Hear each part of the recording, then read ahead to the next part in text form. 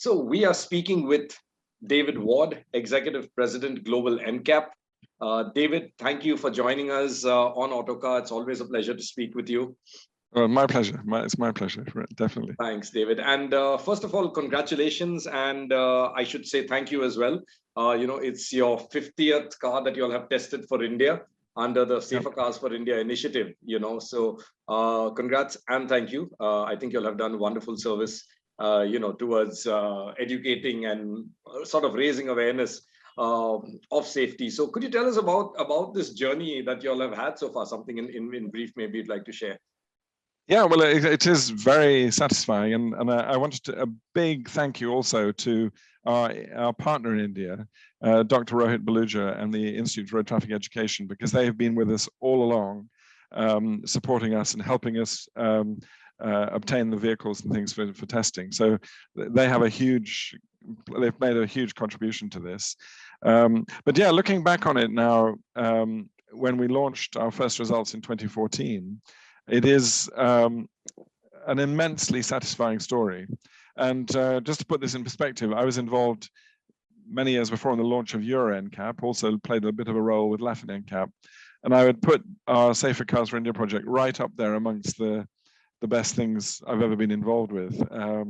And it's just so satisfying to see the progress that's been achieved.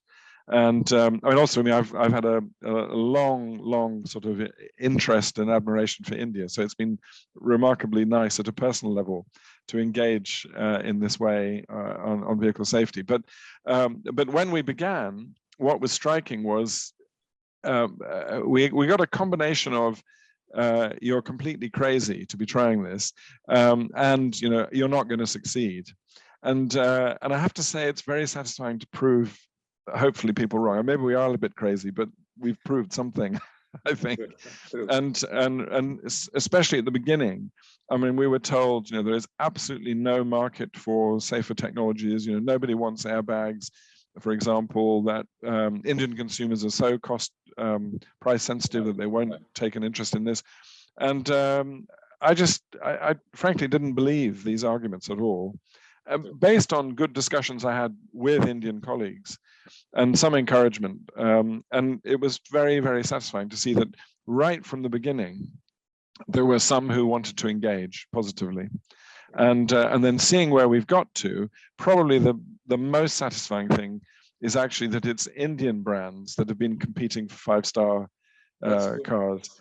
And the other thing I should say is, I think the support from the government side in terms of regulation has been really important too. And I hope that we were a catalyst to incentivize that action, but the action they've taken has been really good.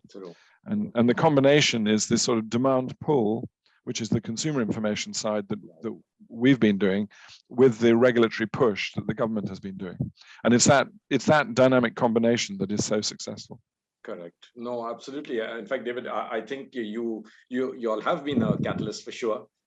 And you did say also, you mentioned about the government, and that's one thing I want to ask you, David. The government, we have upgraded our own safety sort of standards and benchmark. Our Minister for Transport is also pushing a lot in terms of safety features.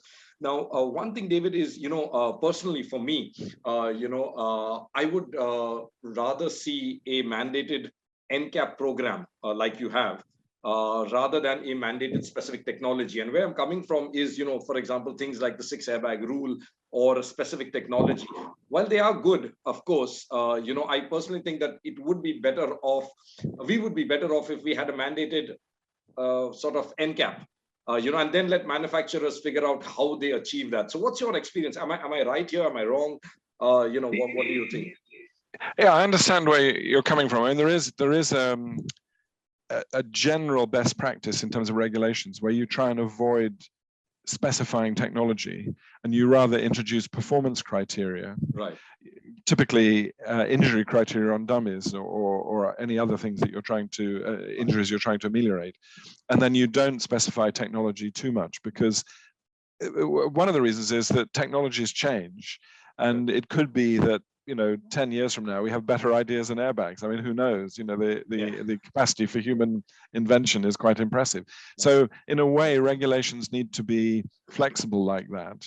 On the other hand, I think you can't make it an absolute rule. Sometimes you have to just push ahead to maybe force industry to act. So I think, like with all rules or general guidelines, it's good to try that, but not make it an absolute law, because that flexibility counts.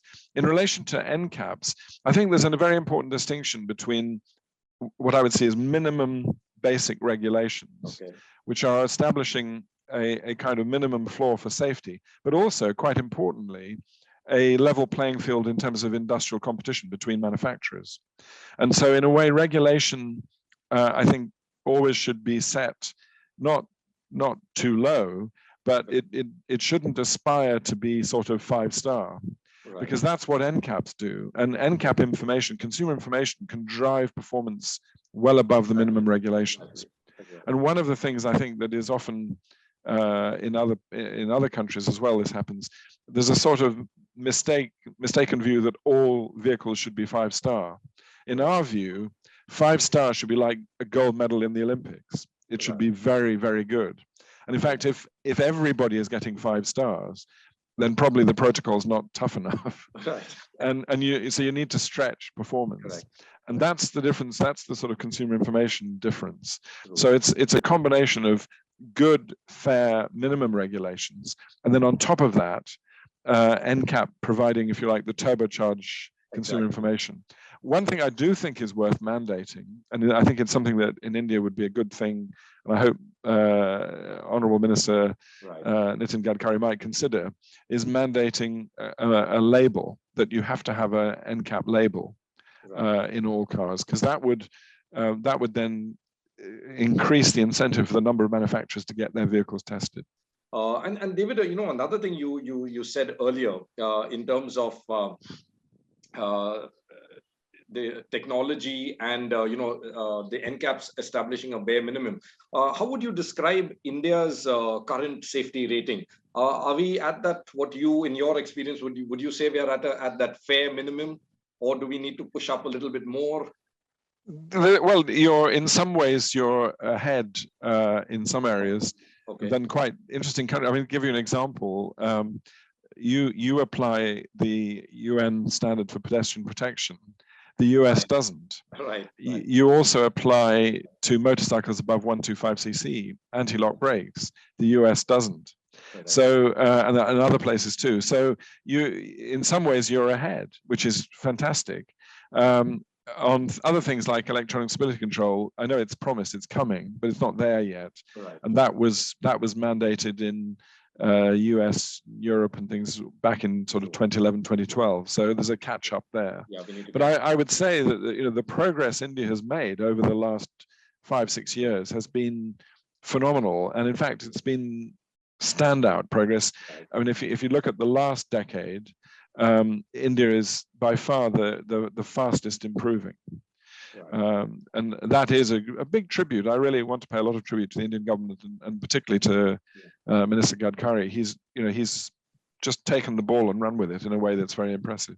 In terms of the NCAP itself, David, so you obviously, y'all are a foundation and y'all are doing this for, I think, India and Africa, these two markets.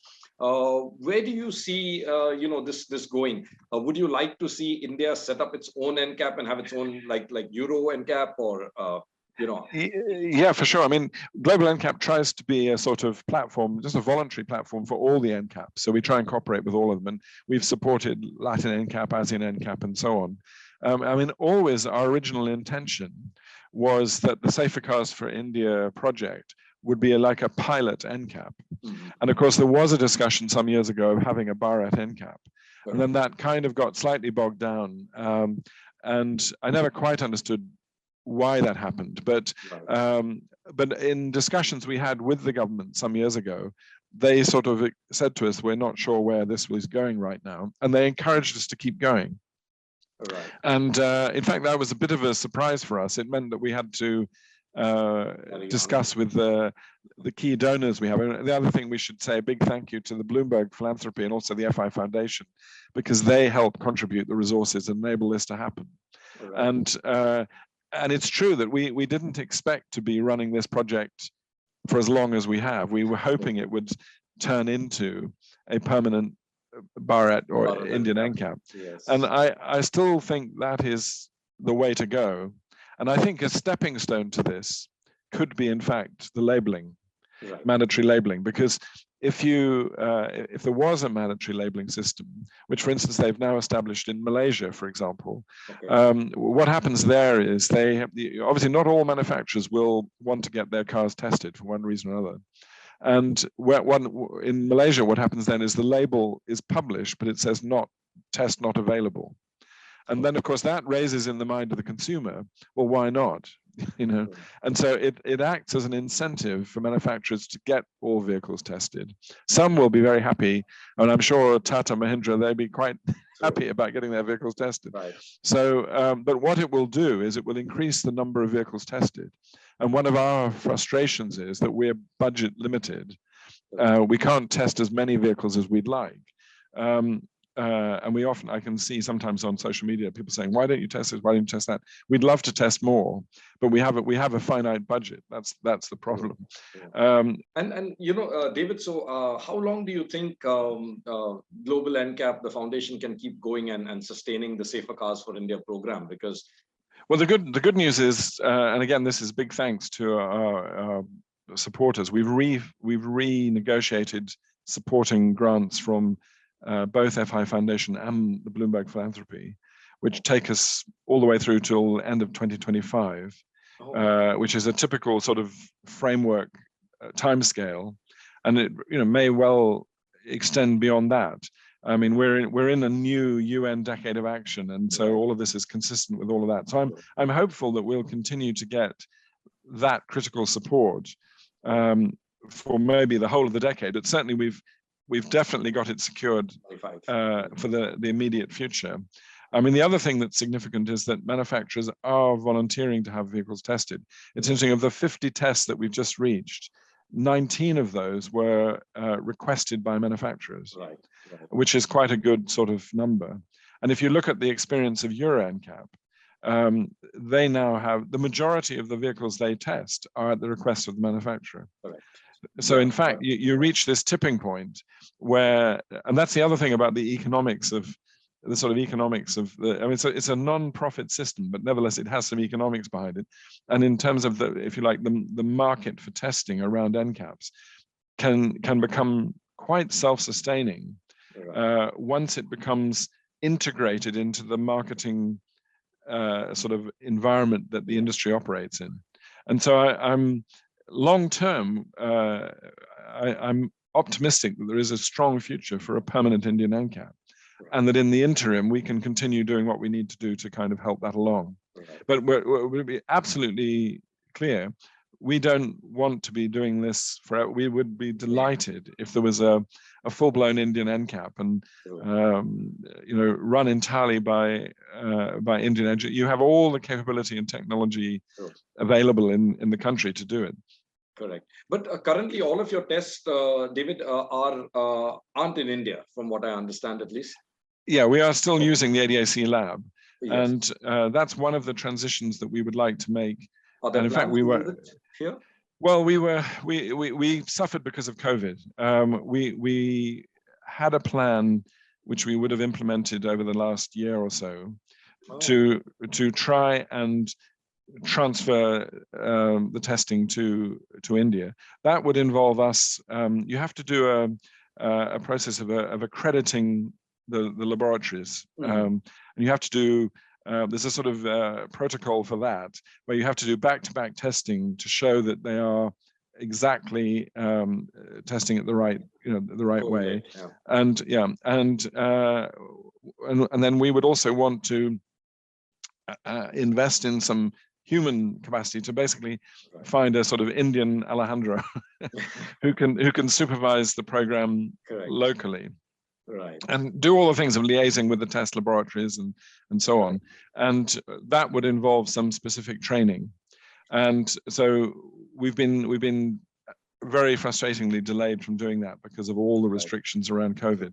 As soon as that we're completely clear of that, then we want to get back on track to that.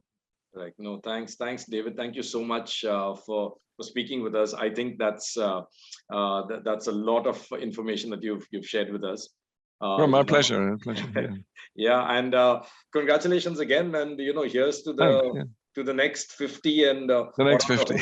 Hopefully, here's to a local or a Bharat NCAP as well. And hope to see you down in India soon. Yeah, I'd love to. It's been too long. I haven't been in India since 2019. It's getting too long. Wow.